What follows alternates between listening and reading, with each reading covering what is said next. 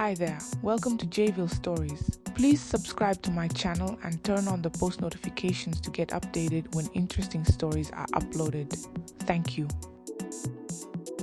Michael James sat in the back seat of his father's old Toyota Corolla, staring out at the bustling streets of Abuja.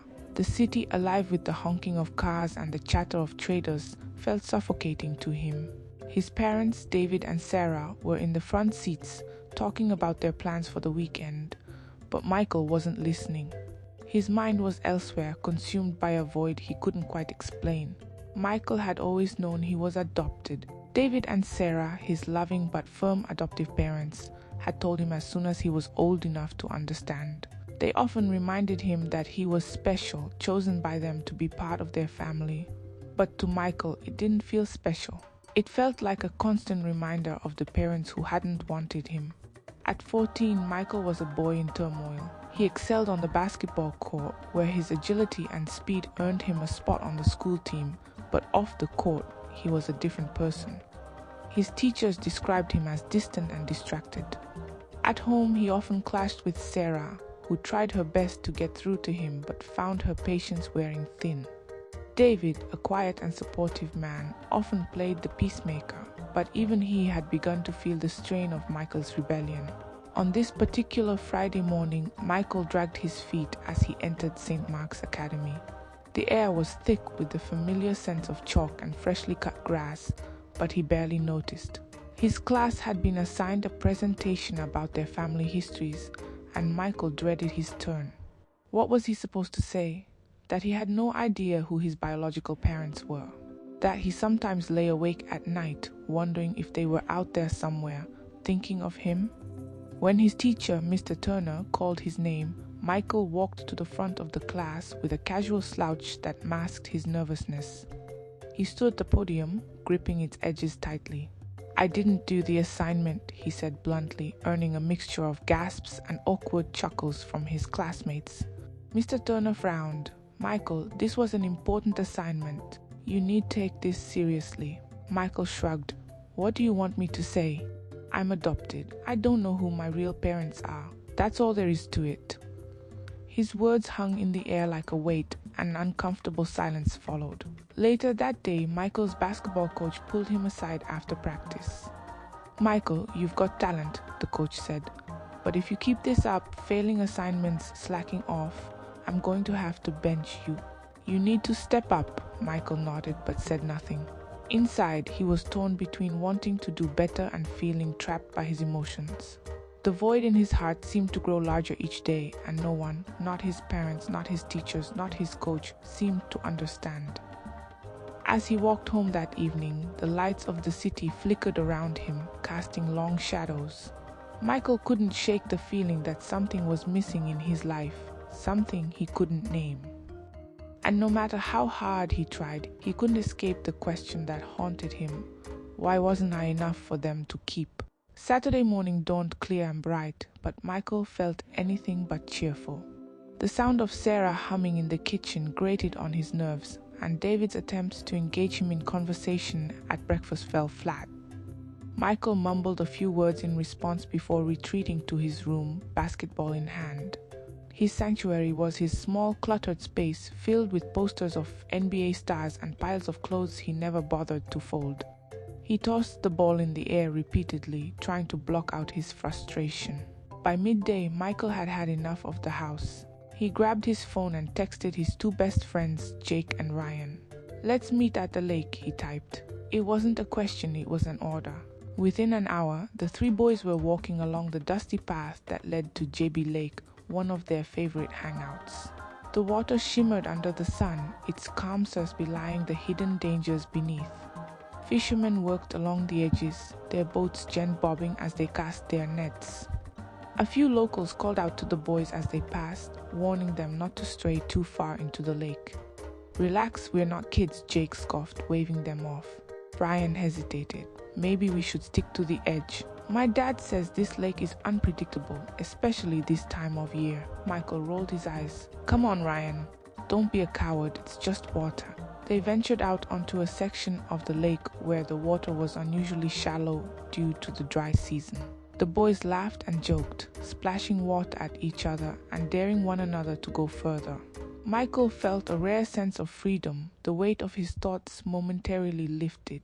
Here on the lake, he didn't have to think about assignments, basketball, or the parents who abandoned him. But their laughter came to an abrupt halt when Michael's foot sank into the soft, muddy ground. "Guys, something's wrong," he said, his voice tense. Before they could react, the ground beneath them gave way. The boys screamed as they were pulled under by the sudden collapse of a hidden sinkhole. The icy water enveloped them, stealing their breath and disorienting them. Jake and Ryan managed to claw their way back to the surface, gasping and flailing as they were dragged toward the shore by the strong current. But Michael wasn't as lucky. The water's grip was relentless, pulling him deeper into its depths. He fought to hold his breath, his lungs burning as panic set in. Above him, the sunlight grew fainter, replaced by a suffocating darkness. On the shore, a fisherman saw the commotion and shouted for help. His voice carried across the lake, reaching a group of nearby first responders who happened to be patrolling the area. Among them was Officer Thomas, a seasoned rescuer with years of experience but a growing skepticism about miracles. When he heard the cries for help, he sprinted toward the water, his instincts kicking in. "Where's the third boy?" Thomas demanded as Jake and Ryan were pulled to safety. "He's still down there," Jake cried, pointing to the spot where Michael had disappeared. Without hesitation, Thomas and another rescuer dove into the water.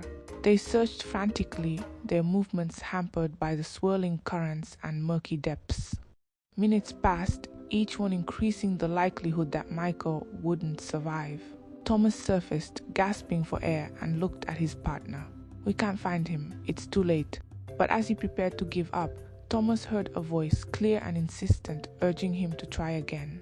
Startled, he turned to his partner. "Did you hear that?" "Hear what?" the man asked, confused. Thomas didn't answer. Instead, he took a deep breath and dove once more, pushing himself deeper than before. His hand brushed something, and with a surge of adrenaline, he grabbed hold and surfaced, dragging Michael's limp body with him. On the shore, the team sprang into action, performing CPR as they rushed Michael to the ambulance. His face was pale, his body lifeless. Thomas stood to the side, his hands trembling as he watched. The voice that had guided him still echoed in his mind, leaving him unsettled. As the ambulance sped away, Thomas muttered to himself, "What just happened out there?" Back at the lake, Jake and Ryan sat shivering on the shore, their laughter and bravado replaced by silent tears. They watched the ambulance disappear into the distance, unsure if they would ever see their friend alive again. The ambulance sped through the streets of Abuja, its siren wailing as the medics worked frantically to revive Michael. His lifeless body lay on the stretcher, soaked and pale. One of the medics, Nurse Evelyn, performed chest compressions while another prepared a defibrillator. "Come on, Michael," Evelyn muttered under her breath.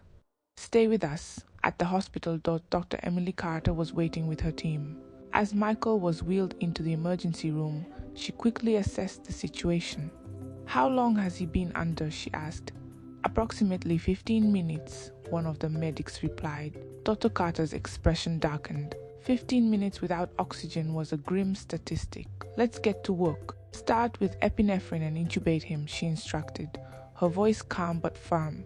As the team worked tirelessly, Sarah and David arrived, their faces etched with fear. Sarah clung to David's arm, her breath coming in short, panicked gasps. "Where's my son?" Sarah demanded as they approached the nurse's station. A nurse gestured toward the operating room. "Dr. Carter is doing everything she can. Please have a seat." "I don't want to sit," Sarah snapped, tears streaming down her face. "I want to see him." David placed a hand on her shoulder, gently guiding her to a nearby bench. "Let them do their job," he said, though his own voice trembled. Inside the operating room, the atmosphere was tense. Michael's heart showed no signs of activity despite the team's best efforts. Dr. Carter hesitated, her hand hovering over Michael's chest. She glanced at the clock, then at the nurse by her side. "It's been over 20 minutes, she said softly. "We're losing him." Nurse Evelyn bit her lip, her hands still moving methodically. "Do we call it?" Dr. Carter looked at the boy's lifeless face, then at the team around her. The unspoken weight of failure hung in the air. But before she could make the decision, Sarah burst into the room, ignoring the protests of the nurses outside. Her eyes locked onto Michael, and she rushed to his side. "Please," she sobbed, taking his cold hand in hers. "Michael, don't leave me. Don't leave us." "Ma'am, you need to leave," Dr. Carter began, but Sarah's voice cut through her protest. "God, please," Sarah cried, her voice breaking. "Bring my son back. I'm begging you. Don't let him die. Don't take him away from me." The room fell silent, save for the steady beep of the machines. Then, as if in response to her plea, a faint blip appeared on the monitor. Dr. Carter froze, staring at the screen. "Wait," she whispered. "We have a pulse." The team sprang back into action, stabilizing Michael as the faint rhythm of his heart continued. Sarah collapsed into a chair, her body shaking with relief. David, who had rushed in after her, knelt beside her, his arms around her trembling shoulders. Dr. Carter stepped back, her face a mixture of amazement and disbelief. "We need to transfer him to the National Hospital immediately. They have the facilities to give him the best chance." The journey to the National Hospital Abuja was a blur for Sarah and David. They followed the ambulance in their car, Sarah clutching David's hand tightly. "Do you think he'll make it?" she asked, her voice barely above a whisper. David hesitated, not wanting to offer false hope. "He's fighting, Sarah. That's all we can ask for." At the hospital, Michael was placed under the care of Dr. Matthew Collins, a specialist in trauma and critical care. Dr. Collins greeted the parents with a grim expression. "I won't sugarcoat this," he said. "Your son has suffered significant trauma. His brain was deprived of oxygen for a long time. Even if he survives, there's a high chance of permanent damage." Sarah shook her head, refusing to accept his words. "He's going to be fine," she said firmly. "God didn't bring him back just to let him suffer." "He's going to make it," Dr. Collins nodded, recognizing the desperation in her voice. "We'll do everything we can," he assured them. Michael was placed in a medically induced coma to give his body a chance to heal. Machines surrounded him, their steady hum a reminder of the fragile line between life and death. Sarah refused to leave his side, holding his hand and speaking to him softly. "Michael, you're strong," she whispered. "You've always been strong. Just keep fighting, okay?" David watched from the doorway, his heart breaking at the sight of his wife and son. He wanted to be strong for her, but the weight of the situation threatened to crush him. As the hours turned into days, the James family clung to their faith and each other, waiting for a sign, a miracle, that Michael would survive. The days that followed were a blur of sleepless nights and unanswered prayers. Sarah refused to leave Michael's side, her hands clasped in constant prayer. Nurses came and went, checking his vitals and adjusting the machines that kept him alive. The steady hum of the ventilator was both a comfort and a torment to Sarah. It meant Michael was still alive, but it also reminded her of how fragile his condition was. David, on the other hand, paced the corridors of the hospital. He struggled to process everything that had happened. His mind replayed the moment they'd seen Michael's lifeless body on the stretcher. The memory haunted him, and though he tried to stay strong for Sarah, the weight of uncertainty was unbearable. On the third day, Reverend James Walker, their new pastor, arrived at the hospital. He was a young, energetic man with an unconventional approach to faith. Sarah had often disagreed with his sermons, finding his modern methods too casual for her liking. Yet now, seeing him walk into the waiting room with a Bible in his hand and a calm expression on his face, she felt a flicker of hope. "Mrs. James," Reverend Walker greeted her gently, sitting beside her in the waiting room. "How is Michael?" Sarah shook her head, her voice trembling. He's still unconscious. The doctors say there's very little hope. But I'm not giving up. God brought him back once. He can do it again." Reverend Walker nodded, his eyes filled with compassion. "You're right to have faith, Sarah. But faith also means surrendering to God's will. Have you prayed about this, truly letting it go into His hands?" Sarah stared at him, her face a mixture of determination and exhaustion. "I've prayed every hour since this happened, but I can't just sit here and do nothing." "You're not doing nothing," the Reverend said gently. "You're standing in the gap for your son." But sometimes standing in the gap means trusting God completely, even when it's hard. Sarah didn't respond, but his words lingered in her mind. Later that evening, Dr. Collins requested to meet with Sarah and David. His face was serious and his tone was somber. "Michael's condition hasn't improved," he said. "The longer he stays in the coma, the greater the risk of permanent brain damage. We're doing everything we can, but you need to prepare yourselves for the possibility that he may not recover." Sarah's jaw tightened. "No," she said firmly. "Michael will recover. I don't care what the odds are." David placed a hand on her shoulder, trying to calm her. "Sarah, maybe we should." "Don't," she snapped, turning to glare at him. "Don't you dare give up on our son. If I hadn't prayed for him that day, he wouldn't even be here. So don't tell me to prepare for the worst." David's eyes darkened with hurt, but he said nothing. He stood and walked out of the room, leaving Sarah alone with her frustration and fear.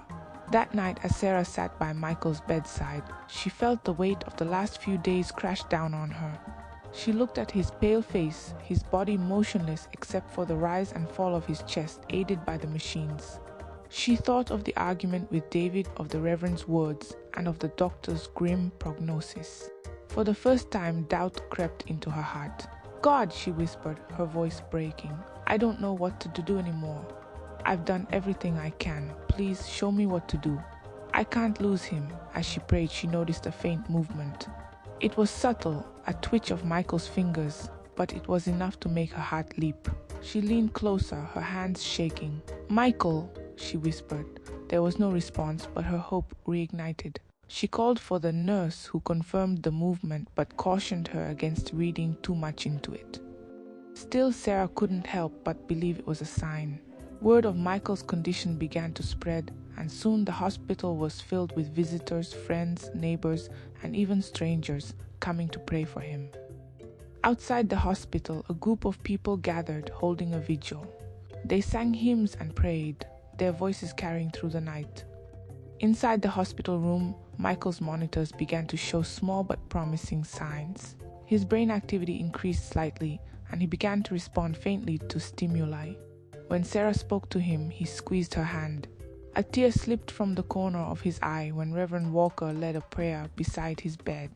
The nurses and doctors were amazed but cautious. "These are good signs," Dr. Collins admitted, "but we're not out of the woods yet." Sarah, however, was unwavering in her faith. She began to see every small improvement as proof that God was working a miracle.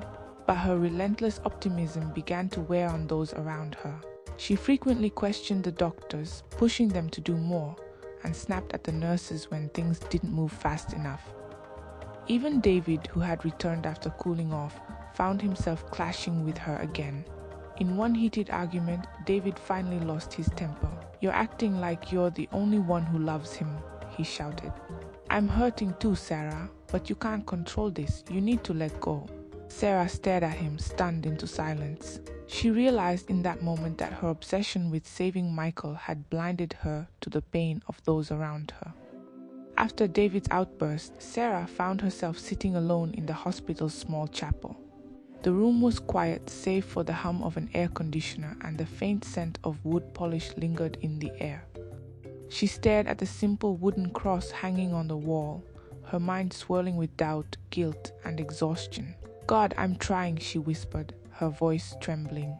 "I've done everything I can. I've prayed, I've fought, but I feel like I'm losing him.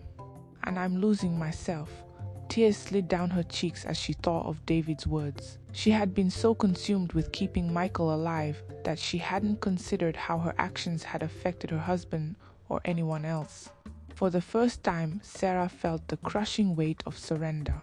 She knelt on the chapel floor, her hands clasped tightly.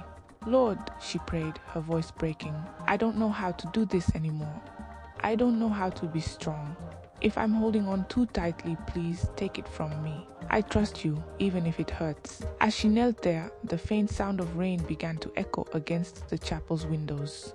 Rain was rare during the dry season in Abuja, and Sarah couldn't help but feel a sense of calm wash over her. It was as if the rain was a sign, a reminder that she wasn't alone in this battle. That evening, Sarah returned to Michael's room, her heart heavier but her spirit calmer. she found David sitting by Michael's bedside holding their son's hand. His face was drawn with fatigue, but there was a quiet determination in his expression. "I'm sorry," Sarah said softly as she walked in. David looked up, surprised. "For what?" "For pushing you away," she admitted, sitting beside him. "I was so scared of losing him that I forgot we're in this together." David nodded, his eyes glistening. "I know you're scared. So am I, but we have to trust that whatever happens, we'll get through it." They sat in silence, their hands entwined as the monitors beeped steadily in the background. The next morning, they met with Dr. Collins, who explained the latest test results.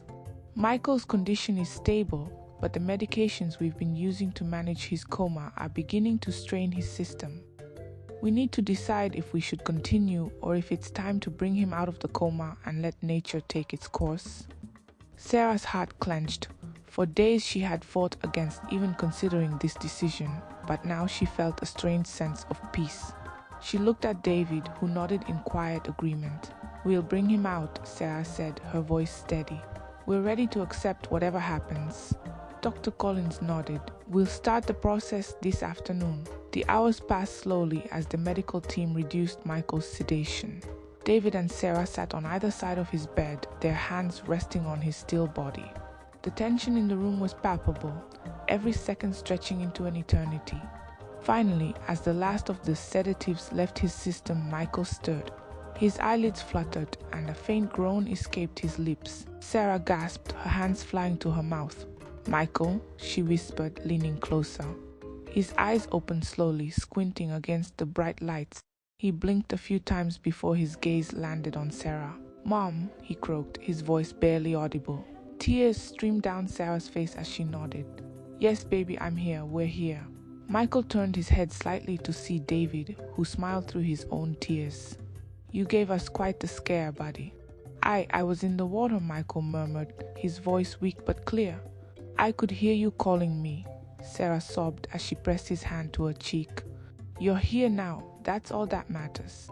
Dr. Collins entered the room, his usual professional demeanor softened by the sight of Michael awake and coherent. "This is remarkable," he said, shaking his head. "We'll need to run tests, but his cognitive responses look normal." Over the next few days, Michael's strength gradually returned. The doctors marveled at his recovery, calling it nothing short of a miracle. Outside the hospital, the group of prayerful well-wishers erupted in celebration when they heard the news, their songs of praise echoing through the city. Returning home wasn't as easy as Michael expected. While his parents treated him with overwhelming love and gratitude, he couldn't shake the guilt that had settled in his heart. At school, classmates and teachers welcomed him back with hugs and cheers. But there were those who couldn't hide their resentment. One student, whose cousin had drowned in Jabi Lake the previous year, confronted Michael after class. "Why did you get to live?" he asked, his voice trembling with anger. "Why you and not my cousin?" Michael didn't have an answer. That question haunted him, leaving him restless and uneasy. He began withdrawing from his friends, retreating into himself as he tried to make sense of why he had been spared. One evening, unable to bear the weight of his thoughts, Michael returned to Jabi Lake. Standing at the water's edge, he closed his eyes and let the memories flood back. The panic, the darkness, the feeling of being pulled under, it all came rushing back. "Why me?" he whispered, his voice cracking. "Because it wasn't your time." Michael turned to see Officer Thomas standing a few feet away, his hands in his pockets. "I didn't think I'd see you again," Michael said. "I didn't think I'd see you alive," Thomas replied, his tone serious. He paused, then added, "I heard something that day, a voice clear as anything, telling me to keep looking. I don't know what it was, but I'm glad I listened." Michael nodded, his eyes glistening. "Thank you for not giving up on me." Thomas smiled faintly. "It wasn't just me, kid. You've got a purpose, don't waste it." In the weeks that followed, Michael began to rebuild his life. He reconnected with Jake and Ryan, repaired his relationship with his parents, and even started opening up to Reverend Walker. Slowly, he began to share his story, first with his classmates, then with his church, and eventually with the wider community. Michael's miraculous recovery inspired others, but it also inspired him. He realized that his survival wasn't just a second chance, it was a calling. Years later, after finishing school, he decided to pursue a career in ministry, dedicating his life to helping others find hope and faith. Standing before his congregation one Sunday, Michael spoke with conviction. "I don't know why I was spared, but I do know this. Life is a gift, and every moment we have is an opportunity to make a difference.